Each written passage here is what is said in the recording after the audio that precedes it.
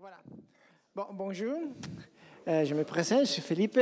C'est un privilège d'être ici. C'est un honneur, c'est une responsabilité. Merci, je remercie Nathalie, David, Carl, Marie-Claudine, l'équipe pastorale qui m'ont donné la confiance. Et c'est ma première fois que je prêche en français. Jamais avait pensé à prêcher, jamais avait pensé à parler en français, puis jamais avait pensé à prêcher en français. Donc, c'est comme un rêve, ce que soñé. Yes, sir. Donc, je vais essayer de maintenir le français le plus que je peux. Si je me trompe, je vais sauter à l'anglais, et si mon anglais c'est pas bon, je vais sauter à l'espagnol. Vous êtes prêts? Okay. J'ai ici quelques gens qui parlent espagnol. Parfois, vous pouvez me sauver. Non, mais j'ai aussi mon traducteur ici. Google, my friend forever. Merci. Écoute, quand Nathalie m'a invité, je pensais de quoi est-ce qu'on va parler, qu'est-ce qu'on va dire. Donc, je commence par une question dans les relations. La relation commence de qui je suis. Oui, et c'est là, je ne sais pas si vous savez que nous écoutons le film de Le Monde de Nemo, ça s'appelle en français, Searching Nemo ou Buscando a Nemo. La madame qui est là, vous vous souvenez, c'est quoi le nom à elle? Dory, oui. Dory, c'est... Parfois, je pense que Dory, c'est comme la majorité des chrétiens. Parce que le dimanche, elle est oui, je sais que je suis, mais lundi, c'est où est-ce que je vais? Mardi, ok, alléluia, amen, mercredi, jeudi, suivant dimanche, ok, oui, alléluia, amen, Seigneur. Et lundi, mardi, on s'oublie souvent des choses qu'on apprend. Mais une chose qu'on ne doit pas s'oublier, c'est quoi notre identité. Notre identité en Dieu. Donc, je vais commencer à travailler par l'identité et après, je vais arriver au corps du message. Donc, who am I? C'est quoi ma identité? Donc, il y a trois façons de définir notre identité. La première façon, c'est par l'externe. Qui est-ce qui dit l'autre gens de nous? Qui suis-je? À partir des mots, de la parole des gens qui sont autour de moi. Donc, normalement, on définit qui je suis à partir de notre profession, notre âge, notre nationalité, notre sexe, notre statut civil, notre statut social.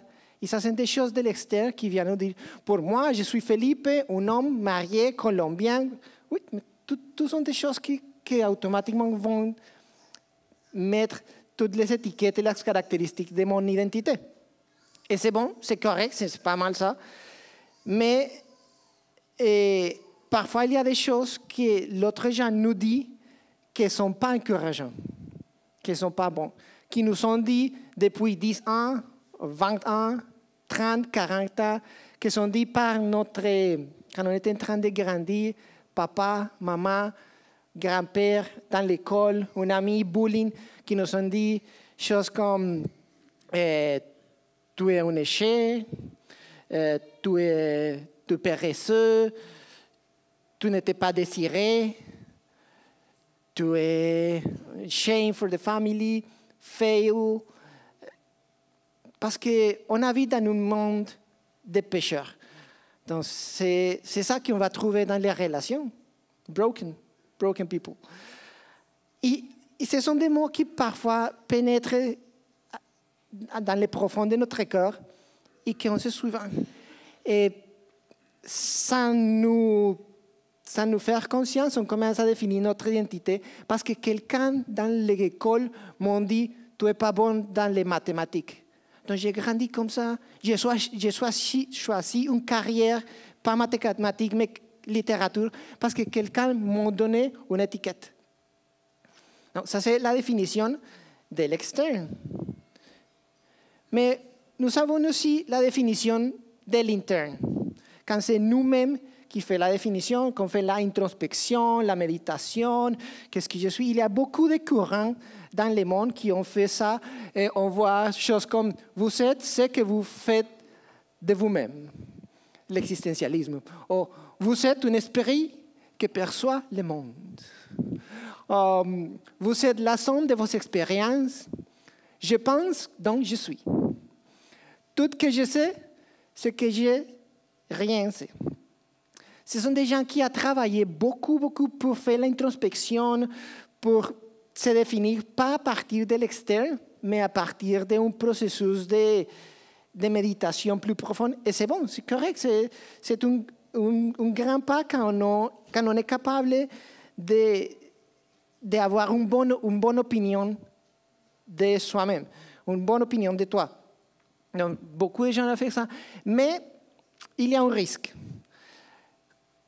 Et vous me direz si vous êtes d'accord. Est-ce que jamais vous avez dit ou fait quelque chose qu'après quelques secondes, quelques instants ou quelques années après, on regarde arrière et vous dites comme si j'avais su, j'aurais fait ça différemment. Si j'avais su, j'aurais pas dit ça de cette façon à cette personne. Donc, si on est capable de nous tromper et de regretter de ce que nous avons dit, si on va mettre toute notre confiance dans la définition de nous-mêmes par nous-mêmes, il y a un risque. C'est un grand pas, oui, mais il y a un risque.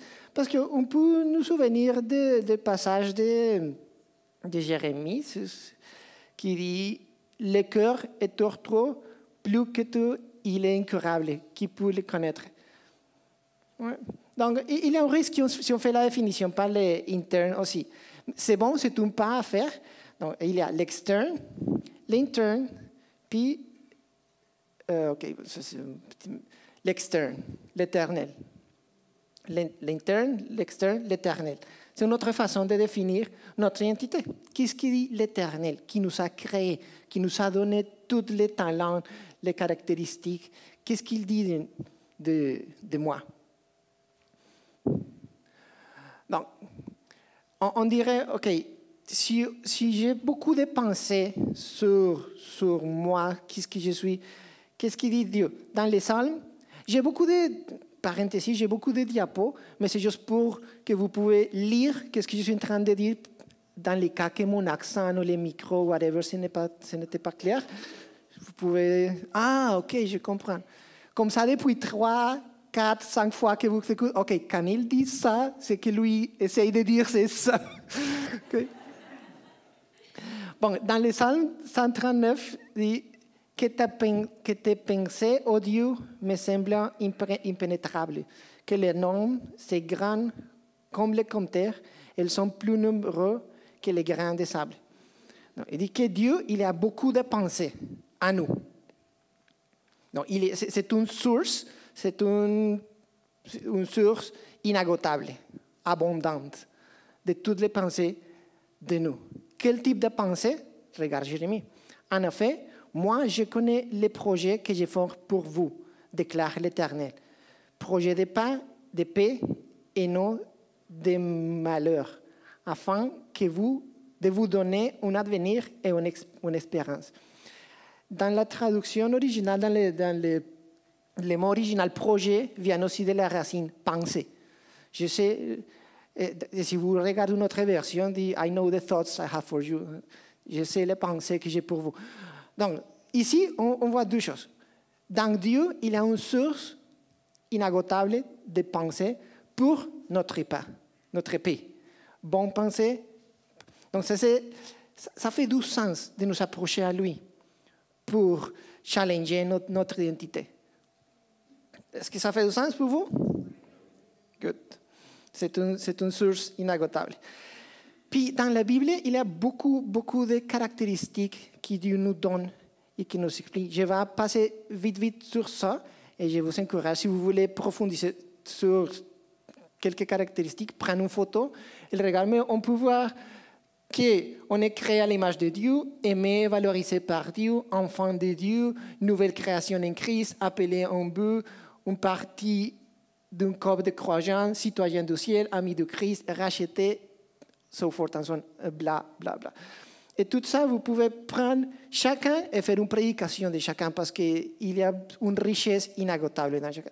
Mais on va juste passer pour nous profondiser, prioriser dans un. Puis, dans lequel, si on pense à Jésus, Jésus, il avait beaucoup de façons que les gens s'approchaient à lui. Oui, enfant, fils de Dieu, les paroles, le God, Son of Man, les prêcher, le Messiah. Mais de tout ça, il y avait un, c'était sa fondation. Son identité, il avait une fondation. Et on se demande, sa fondation, c'est où? Si on vient sur ce verset de Matthieu qui nous dit, dès qu'il fut baptisé, Jésus a sorti de l'eau, alors le ciel s'ouvrit pour lui et il vit l'Esprit de Dieu descendre comme une colonne et venir sur lui. Au même instant, une fois, fit entendre le ciel de ces paroles.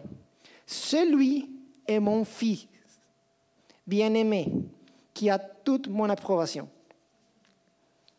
Donc, la première fois que Dieu, le Père, se présente en public avec Jésus pour parler de lui en public, de toutes les paroles qu'il y a, de toutes les pensées qu'il y a, de toute la relation infinie, parce qu'ils sont en relation avant la création du monde jusqu'à le moment de son baptême, il vient et dit, voici mon fils, bien-aimé. That's it, that's all. Voilà. Dieu vient juste pour lui dire, qu'est-ce que Jésus a besoin d'écouter dans ce moment? Peut-être c'est juste ça. Tu es mon fils bien-aimé. Qu'est-ce que les gens autour de lui ont besoin d'écouter, même s'ils comprennent ou pas comprennent, croient ou pas croient? Voici mon fils bien-aimé. Et qu'est-ce qui passe? Qu'est-ce qui arrive après? Après le baptême, Jésus, les prochains vers, c'est quand il s'en va sur les dessert. Ok. Non, c'est pas ça? Ok. Dessert. Sur la place. Dessert. Et ça commence. Puis Jésus fut emmené par l'Esprit dans le désert pour être tenté par le diable. Après avoir jeûné 40 jours et 40 nuits, il eut faim. Le tenteur s'approche à lui et dit, si tu es le Fils de Dieu, ordonne à ces pierres que blablabla. Bla, bla. Plus tard, la deuxième tentation, le diable les transporte alors dans la ville sainte, il les montre tout ça. Pour les tenter, lui dit autrefois, si tu es le Fils de Dieu, jette-moi. Donc le diable vient à tenter Jésus avec la fondation de son identité. C'est là que c'est la porte. C'est comme quand tu construis une maison. On est déménagé bien proche à Saint-Mathieu-Beloy et on voit qu'il y a beaucoup de nouvelles constructions qui se font à Tourneux.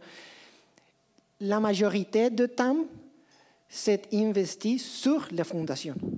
C'est comme 2 mois, 3 mois, dépendamment pour la fondation. Il fait un hold, fait toute la fondation. Et après la fondation, une fois la fondation se fait, c'est juste comme 3 semaines, voilà, la maison c'est fini. C'est la fondation qui prend le plus d'expertise, de matériaux, etc. Et c'est l'inverse. S'il y a quelque chose qui se brise dans ta maison, une fenêtre, les toits, whatever, ça coûte beaucoup, mais c'est facile à remplacer. Mais si c'est dans la fondation, oh là là, l'assurance va bien regarder parce que c'est dans la fondation qui est capable de tout tomber et tout briser. Donc c'est ici que le diable aime à la fondation de Jésus. Mais Jésus ne répond pas. La réponse de Jésus c'est hey, oui, je suis le Fils de Dieu parce que Dieu même a dit je suis le Fils de Dieu parce que ça. Non, Jésus répond toujours comme il est écrit, il s'est écrit dans la Bible. Donc Jésus n'essaye pas de convaincre al diable de qui il était.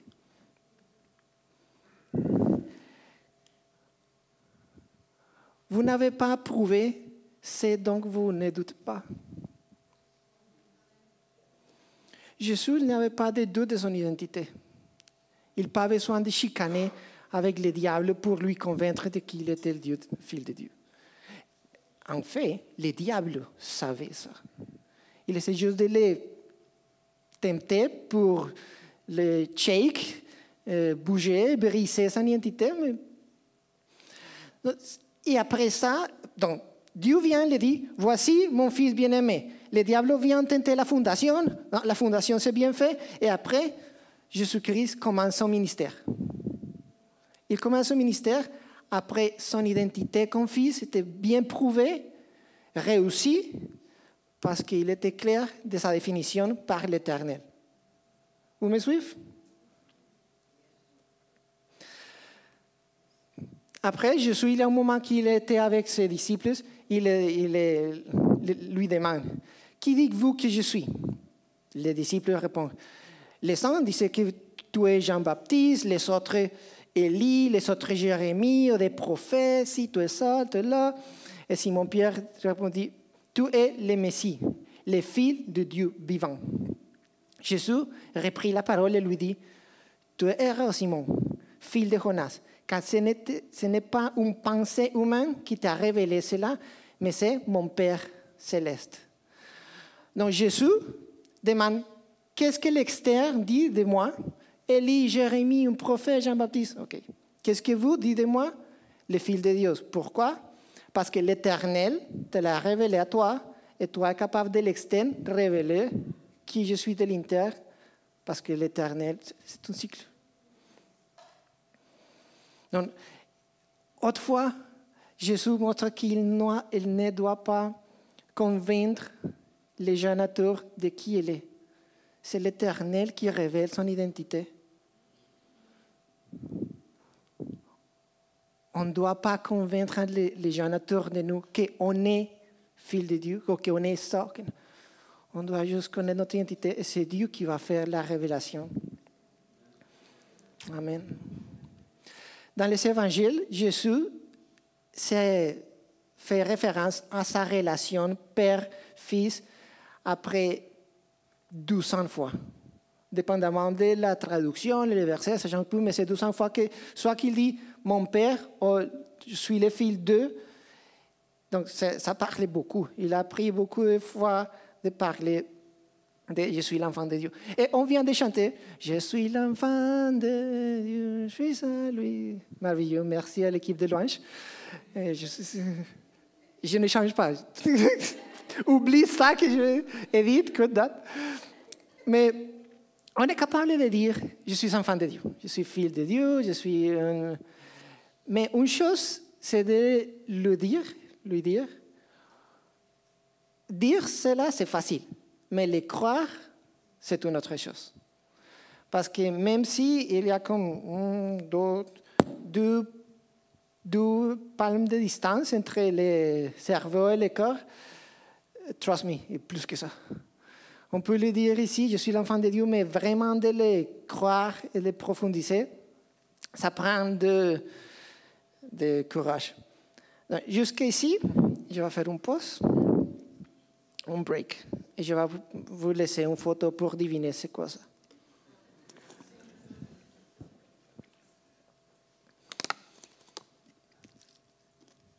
C'est où ça?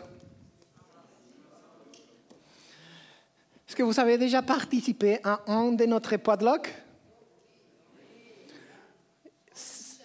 Oui, sinon, you don't know what you're missing. C'est la bof, c'est merveilleux, c'est... Oh mon Dieu, c'est hautement recommandé. J'adore ce temps-là. J'aimerais avoir un plus gros estomac, comme ça, je pouvais manger de plus, mais il y a une limite. Il y a une limite que ça commence à remplir, jusqu'à dire que c'est suffisant. Et puis ici, c'est une aire de restauration, un food court. Quand on va, mettons, sur Carrefour, San Bruno, Promenade San Bruno, ou Mel Champlain, Mel Foltenac, qu'il y a aussi beaucoup de restaurants. Vous savez déjà visiter une place comme ça, right? Mais il y a une différence. Dans les deux, il y a beaucoup de nourriture, le bœuf. Mais est-ce qu'il y a une différence? Oui. C'est quoi la différence? Le quoi? La communion, oui. L'église. Mais que dans l'art de restauration, on doit... Puis dans les potlucks, c'est gratuit. Nous avons les droits. Nous avons les droits de tout manger, de tout prendre qu'il a. Of course, on partage parce que... Mais nous avons les droits de tout choisir, de tout manger qu'il a. Mais aussi, il faut une action de notre côté. Parce que je peux venir sur le potluck et rester assis dans ma chaise. Est-ce que c'est la même expérience si je reste ici? L'autre option, que c'est je me lève, je prends l'assiette, je fais la ligne, et je boum, boum, boum, boum. Après, je retourne sur les tables et je les mange, je les digeste, je les processe. Il y a une action, right? Et il y a une décision de notre côté de prendre le droit de manger tout ce qui est là pour nous. Que c'est déjà payé, que c'est déjà donné, mais qu'il faut qu'on fasse notre action pour le enjoy. Right? Donc, on revient, le break a fini. On revient à Jean 1, 12, 13 qui dit « Mais à tous ceux qui l'ont reçu, à ceux qui croient en son nom, il a donné le pouvoir de devenir enfants de Dieu, lesquels sont nés. » Amen. Je vais approfondir ici, je vais souligner ici quelques mots. Reçu. Mais à tous qui l'ont reçu. Reçu vient de le grec et la bonne, accepter, recevoir. Donc, qu'est-ce que reçu signifie? Accepte. Oui, accepte. C'est juste d'accord. Je suis d'accord. À ceux qui croient, ça vient de l'épisto, croire, avoir la foi, avoir la confiance. Donc, il faut reçu, accepter, avoir la foi, la confiance. On accepte par foi, on accepte par confiance. Puis, elle a donné le pouvoir. Le pouvoir, c'est la racine exousia, qui vient d'autorité, droit, juridiction. Nous ne sommes pas tous enfants de Dieu. Et c'est une vérité difficile, parfois, mais nous ne sommes pas tous enfants de Dieu. Nous sommes toutes créations de Dieu. Mais pour devenir un enfant de Dieu, il y a une action à prendre. Nous avons les droits, et là, pour nous. Mais il faut prendre l'action pour enjoy, pour profiter les droits d'être un enfant de Dieu. Même si c'est gratuit, ça ne signifie pas qu'on ne doit rien faire. C'est gratuit, mais on doit faire notre côté.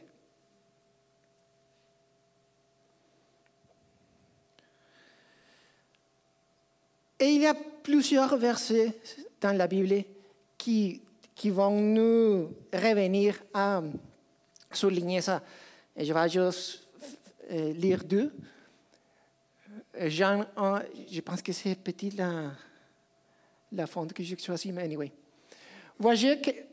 Voyez que l'amour du Père nous a témoigné pour que nous soyons appelés enfants de Dieu. Il nous a prédestinés à être ses enfants adoptifs par Jésus-Christ. C'est ce qu'il a voulu dans sa bienveillance. C'est ce qu'il a voulu. Parfois, on se demande, Dieu, qu'est-ce que tu veux? Qu'est-ce que tu veux? Il veut que tu prennes les droits, sois mon enfant. Qu'est-ce que tu veux? C'est facile. C'est ce qu'il a voulu dans sa bienveillance. Nous a prédestinés à être ses enfants adoptifs. Qui est ici? La lumière cache un peu les photos, mais j'espère que vous voyez, c'est moi. Et c'est Samy, mon petit, quand il était plus petit. Quoi? Ok, si, je sais. Quand Samuel était bébé, j'ai ici Samuel quand il était bébé. À cette époque-là, il ne savait rien de moi. En fait, beaucoup de vous, entre vous ici, connaissent plus de moi aujourd'hui que ce que Samuel connaît dans ce moment-là, dans cette époque-là. Il ne savait pas mon nom, mon histoire, mon salarié, ma profession, ma compte bancaire, les langues que je parle, et rien de ça il savait. Mais il a posé entièrement sa confiance en moi. Oui. Donc, ce n'est pas une question de connaissance, c'est une question de confiance. La relation père-fils, c'est un enfant de Dieu, ce n'est pas à cause de combien vous connaissez de la Bible. Parce que vous pouvez dire, oh oui, Nathalie, la théologie, David, il vécu, Carl, Marie-Clonie, ils ont fait l'école de théologie. Oui, c'est bon. Mais ce n'est pas par ces connaissances qu'ils sont capables de s'approcher comme enfants. C'est à cause de la confiance. Mais il y a plusieurs choses. Ces photos, c'était choisi par Samuel. J'avais sélectionné 3 photos. Samuel a dit, non, celui-là, papa. Et le plus que je regarde la photo, le plus de choses que Dieu me parlait d'une photo simple comme ça. Quelques secondes avant ces photos-là, Samuel se battait avec l'eau. Il se battait sur l'eau pour essayer de rester à flotte, essayant de passer une heure tout seul. Le plus qu'il luttait contre l'eau, le plus difficile était pour moi de le stabiliser, pour l'avoir à flotte. Oui. Jusqu'à le point qu'il a finalement décidé de me faire confiance, de poser ses yeux sur mes yeux, de fixer ses yeux sur les miens et se lâcher dans mes bras. À ce moment-là, de l'eau a cessé d'être un danger pour lui. Et il a commencé à s'amuser en regardant dans les bras de papa. Je ne sais pas si ça vous parle, mais ça parle moi beaucoup. Combien de fois on est dans un problème, qu'on fait que le problème est ici, jusqu'à on est sur les points, et on fait toute notre force, tout notre côté, on essaye de parler à tous nos amis, notre contact, on fait tout dans notre force pour rester à flotte. Et ça continue. Mais ici, dans les moments qu'on fixe les yeux sur Dieu, sur notre papa, qu'on met la confiance, pas la connaissance, la confiance en lui, ok, Dieu, c'est pas moi, c'est toi. C'est pas dans ma force. Qu'est-ce que tu veux? Je trust. J'ai 100% confiance en toi. Dans ce moment, il transforme l'eau qui était un danger dans une eau pour s'amuser. Il transforme les problèmes dans une bénédiction. Regarde l'histoire de José, regarde l'histoire de David, regarde l'histoire de Moïse. Il a transformé les problèmes dans une bénédiction quand on est capable de dire, écoute, ça c'est trop pour moi.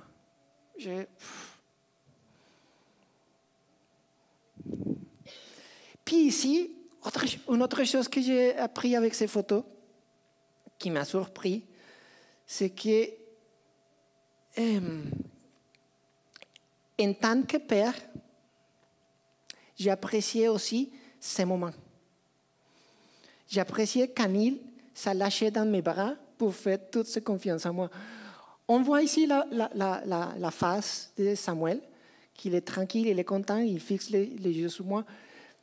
Ma face n'est pas complètement visible sur les photos, mais je m'amusais aussi de la voir dans mes bras. Quand il a laissé de se battre avec l'eau, quand il s'est lâché dans mes bras, j'étais comme, that's what I wanted. C'est ça que je veux.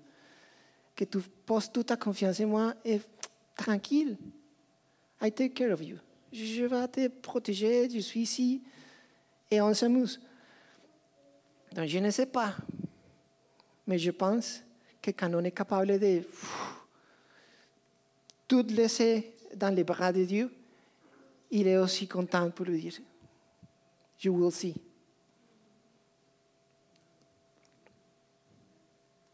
Juste, si en ce moment, tu es dans un problème qui est sur le point de te nouger, submerger, merci. Juste fixer tes yeux sur Dieu. Ton papa est là. Il peut transformer l'eau dans une bénédiction. Je ne sais pas comment, mais il le fait. Trust me.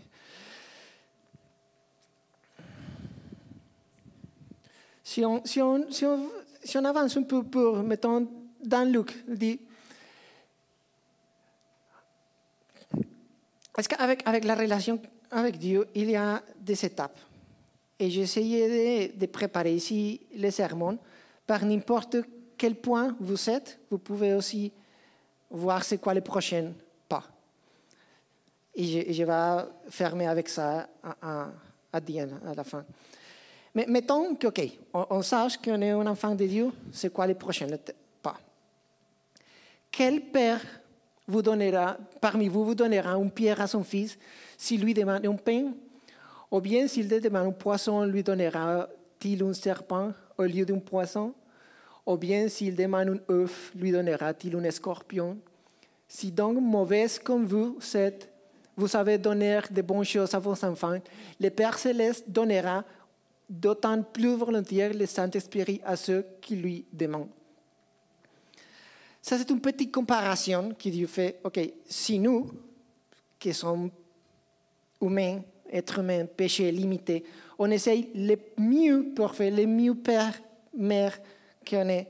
Imaginez-vous le Père Céleste sans limite, sans limite infinie. Il va tout nous donner. Mais en réalité, que vous doit être courant, c'est que dans l'inconscient, il y a un obstacle, il y a une pollution, il y a une contamination avec la relation Dieu-Père. Il s'appelle la relation avec Papa terrenal, avec notre Père terrenal. Même si c'était bon ou c'était pas bon, s'il était présent ou absent, il a laissé une trace dans notre vie. Tout notre papa. Mettons, ce n'est pas ton papa, mais ton grand-père, ton oncle, ton pasteur, leader, mentor, quelqu'un qui t'a mis sur l'image de père qui t'a abandonné, failli, traumatisé, insulté, sacré, frappé. Et ça implique que dans l'inconscient, on n'est pas capable de tout profiter la relation avec Dieu Père parce qu'il y a des petites choses à guérir dans notre cœur, dans notre papa. Parce qu'ils nous ont marqués, il y a des papas qui nous ont marqués dans notre enfant, crianza, infancia, enfance, oui, enfance, merci. Avec choses comme des mots, des bad words, des insultes, des absences, des trahisons, d'abandon, qui sont toujours là dans notre cœur. Et il faut reconnaître ça, acknowledge, reconnaître, la emmener, la porter à les pieds de la croix de Dieu pour dire, écoute, je reconnais que mes papas, même si je l'aime, même s'il a fait le mieux, quand même il y a des choses que je veux guérir. Et ce n'est pas parce que tu n'aimes pas ton papa, c'est juste parce que tu veux reconnaître qu'il y a une meilleure relation que ça. Il y a une relation parfaite avec un Dieu parfait. Parfois, le processus de guérison de ça, c'est juste reconnaître, prier, et Dieu peut faire les miracles de tout guérir. Parfois, c'est de parler avec un leader, avec un conseiller. Parfois, c'est d'aller sur une professionnelle, psychologie ou whatever, pour bien traiter ce qu'elle a. Le plus que tu les traites, le plus que tu les le plus de guérison qu'il a, le plus que tu peux profiter de ta relation avec Papa Dieu. Et je vous laisse ça dans votre assiette parce que c'est partie de la responsabilité, de votre responsabilité de prendre l'assiette, faire la ligne et enjoy les droits que vous êtes donnés déjà. Tu peux apporter ça au pied du Père Céleste et il va le transformer d'un problème, d'un trauma, en une bénédiction. Et c'est vrai que c'est difficile la relation avec papa et maman terrenel. Dans le Psalm 27, 10, même si mon père et ma mère viennent à m'abandonner, l'Éternel m'accueillera. L'été passé, nous avons reçu la visite de notre famille de la Colombie et c'était un temps merveilleux. Mais il y avait un jour que j'expérimentais l'abandon de mon papa ici. Et que j'étais comme, waouh, comment je suis déjà un adulte, je suis papa, Et poum, avec une action, il a touché une partie que j'étais comme, ok Seigneur, je dois toujours travailler ça. Et je l'aime et nous avons une belle relation avec mon papa terrenal. Mais je trouvais que ça, c'était une roche qui ne me laissait pas plus m'approcher à profiter les bouffettes que mon papa céleste me donne. Donc la promesse ici pour vous, l'espérance ici pour vous, c'est que l'Éternel m'accueillera. Puis, quand on s'approche, il y a différentes proximités. Dans Romains 8, on voit que dit « Et vous n'avez pas reçu un esprit d'esclavage pour être encore dans la crainte, mais vous avez reçu un esprit d'adoption, par lequel nous crions « Abba, Père ». L'Esprit lui-même rend témoignage à notre esprit que nous sommes enfants de Dieu. Jésus a prié quelquefois avec Abba Père. Abba Père signifie Abba, c'est proximité, c'est intimité, c'est les chaleurs, c'est la proximité avec quelqu'un, une relation vraiment proche. Père, c'est les ancêtres, les aînés, les nourriteurs, les protecteurs, les défenseurs. Abba Père, c'est les deux. C'est incroyable. C'est les protecteurs, mais avec la proximité. C'est les leaders, les nourriteurs, mais avec les chaleurs. Donc, je vous invite, si vous êtes un enfant de Dieu et vous voulez travailler dans votre relation avec Dieu Père, je vous invite à explorer, à expérimenter différentes façons d'appeler Dieu dans votre temps intime, pas pour l'irrespect, mais pour trouver votre proximité. Essayez de dire, priez, Abba Père. Essayez de prier papa, dad, daddy, papi, pa. Il va y avoir un mot que votre corps dit comme wow, il y a quelque chose à toucher. Papounet chéri. Ouais, quelqu'un m'a dit qu'on utilise ça ici au Québec, je n'ai jamais entendu, mais oui. Essayez d'être juste pour un temps, parce que ça va changer la façon que tu pries. Ça va changer la façon de t'approcher quand tu es capable de voir que c'est ton Père, que tu as les droits, mais que c'est ton Père qui te laisse s'approcher pour lui dire « Ah, Père, aujourd'hui, j'ai besoin juste d'un câlin. Aujourd'hui, j'ai besoin d'une réponse. Aujourd'hui, j'ai besoin que tu me donnes la main et me lèves parce que j'ai tombé, j'ai failli, j'ai péché. Comment, papa? Ah, Père. » Puis, dernièrement, Philippe lui a dit à Jésus, « Seigneur, montre-nous le Père, cela nous suffit. » Jésus lui dit, « Il y a longtemps que je suis avec vous et tu ne me connais pas, Philippe. Celui qui m'a vu a vu le Père. Comme tu peux dire, montre-nous le Père, ne crois pas tu que je suis dans le Père et que le Père est dans moi. » Nous sommes création de Dieu par défaut. Il nous a créés à son image. Oui. Donc, par défaut, on peut lui refléter, merci, les refléter sur les autres. Ils vont qu'on se rassemble à lui. Et les plus proches qu'on est dans notre relation avec le Père céleste, le plus facile que les gens vont voir Dieu à travers nous. Et ça, c'est une façon c'est un win-win, parce qu'on gagne pour nous, les plus proches qu'on est dans Dieu, comme Père, mais en même temps, on fait l'évangélisme transparent, sans effort, parce qu'on se ressemble à notre Père. Ici, c'est mon papa terrestre, les deux photos. Ici, c'est moi, le milieu. Ici, c'est Samuel. On ne peut pas dire qu'on n'est pas famille. Mais c'est ça que je vois avec Dieu le Père. Que quand il me voit, il voit dans ma vie, dans mes actions, dans mes paroles, dans mes silences, que je suis un enfant de Dieu. Et que les gens autour de moi, ils peuvent aussi devenir enfants de Dieu. Parce que c'est par adoption.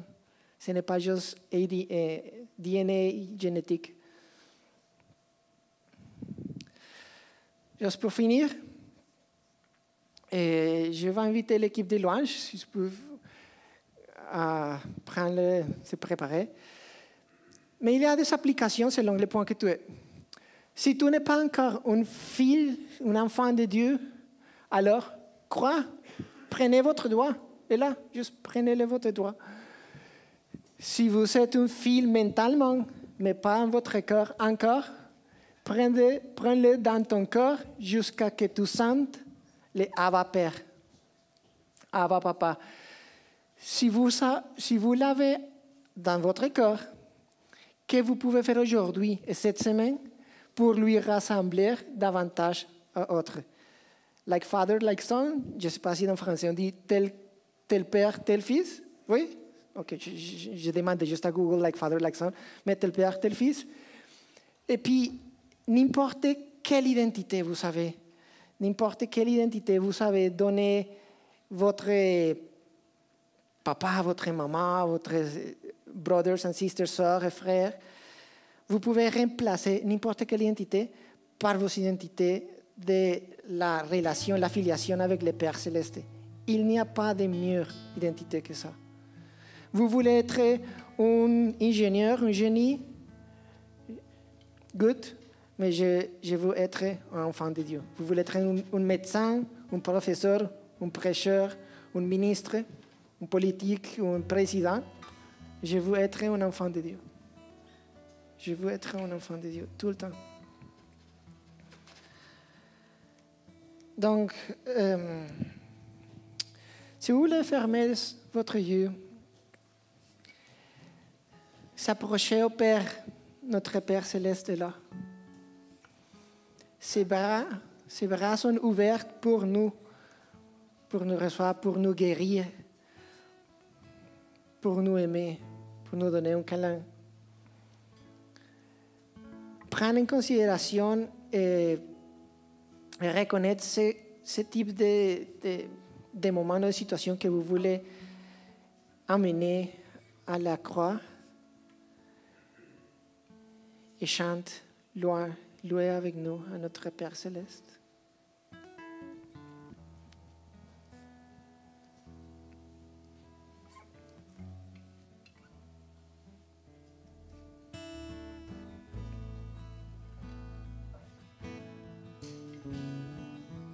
Qui suis-je pour que le roi des cieux m'ouvre ses bras? Perdu mais trouvé par sa grâce, son amour pour moi, son amour pour moi. Il m'a libéré, ma dette est payée, je suis enfant de Dieu, je suis un